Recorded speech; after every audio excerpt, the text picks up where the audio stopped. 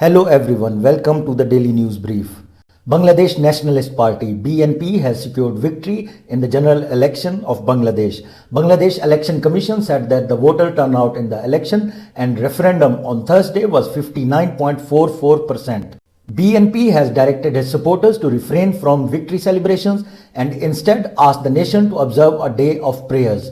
Pakistani, Malaysian, Sri Lankan and Indian leaders have congratulated the BNP leader Tariq Rahman. Pakistan's President Asif Ali Zardari said that Pakistan reaffirms strong support for democratic partnership and shared progress ahead. Pakistan's Prime Minister Shehbaz Sharif also congratulated BNP leader on the victory and said that he looks forward to working closely with the new Bangladesh leadership to further strengthen historic, brotherly, bilateral relations. Malaysian Prime Minister Anwar Ibrahim has also congratulated BNP leader. He said that Malaysia looks forward to working with the new Bangladeshi leadership to bring new energy to their bilateral ties. Indian Prime Minister Narendra Modi has also congratulated BNP leader and said that India will continue to stand in support of a democratic, progressive and inclusive Bangladesh. And US Energy Secretary Chris Wright has visited oil fields in Venezuela. He was accompanied by Venezuelan acting President Delcy Rodriguez and oil companies executives. Chris Wright said that he was visiting Venezuelan oil fields to explore ways to boost oil production, update infrastructure, and unlock the country's enormous economic potential.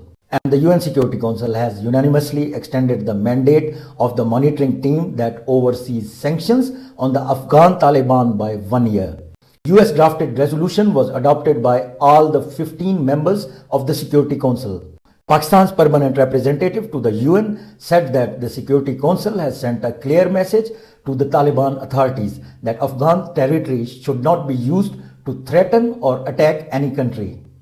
Pakistan remains seriously concerned by the active presence of terrorist groups on Afghan soil that includes TTP, BLA and Majid Brigade, ISIL-K and Al-Qaeda.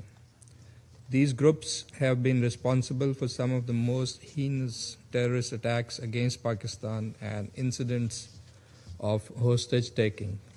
And in Friday's first game of ICC Men's T20 Cricket World Cup, a big victory for Zimbabwe as they won against Australia by 23 runs. Zimbabwe scored 169 for 2 as Australia chose to field. Brian Bennett scored 64 runs for Zimbabwe. In reply, Australia were bowled out for 146. Blessing Musa Rabani took 4 wickets for Zimbabwe and he was declared player of the match.